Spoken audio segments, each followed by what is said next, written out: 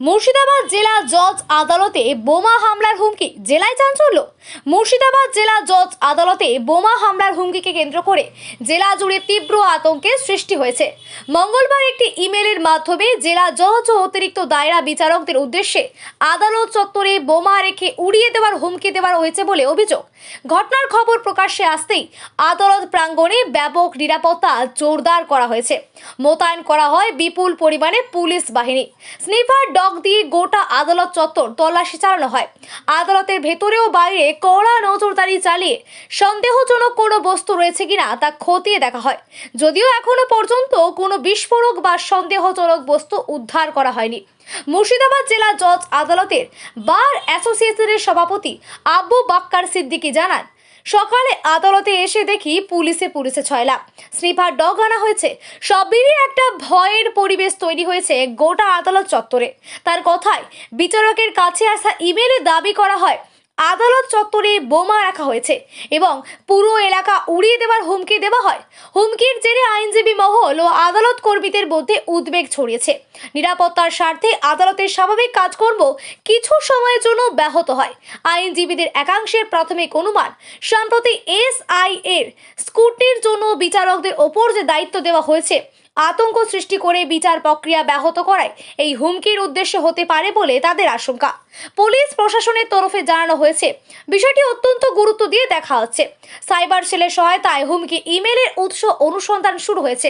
কে বা কারা ইমেল পাঠিয়েছে তা খতিয়ে দেখা হচ্ছে। এই ঘটনায় নিরাপত্তা ব্যবস্থা আরও জোরদার রাখা হয়েছে।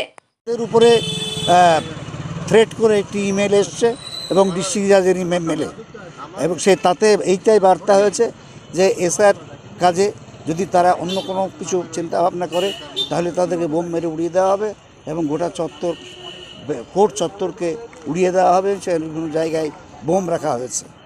এই সংবাদ পাওয়ার পরে পুলিশ প্রশাসন, বিভিন্ন আধিকারিক তারা ছুটে এসছেন। স্নেপার ডগ এসছে, তারা পরীক্ষা নিরীক্ষা করছেন এবং আদালতের চত্বর আতঙ্কিত। আতঙ্কের আবহে আজকে কোর্ট চলছে।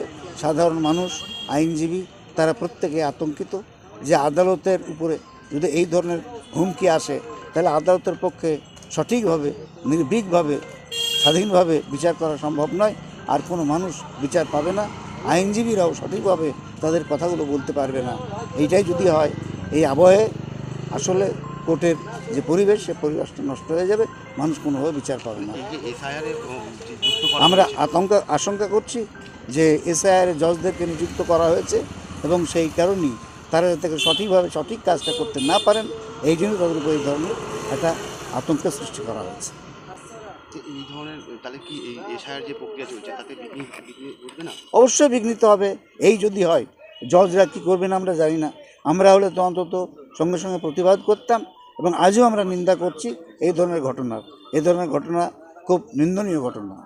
ডিস্ট্রিক্ট জজ সাহেবের মেলে এসেছিল মেলটি, হ্যাঁ, কোন মেল থেকে করা হয়েছে সেটা তো আমরা বলতে পারবো। সেটা অতটা নিউজ আমাদের পক্ষে বলা সম্ভব নয়। যাদের কাছে এসছে তারাই সঠিকভাবে জিনিসটা বলতে পারবে। এই যে বোমাতঙ্ক একটা বোমা তাতে আপনারা তো আতঙ্কিত রয়েছে। আমরা তো বললাম তো, আমরা আইনজীবী হিসেবে আমরা আতঙ্কিত।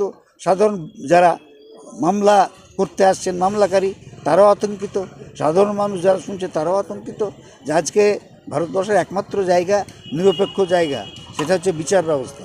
সেই বিচার ব্যবস্থার উপরে যদি যে কোনো ধরনের হুমকি আসে তাহলে বিচারকরা সঠিকভাবে কাজগুলো করতে পারবেন না, তাহলে মানুষ বিচারটা কোথায় পাবে?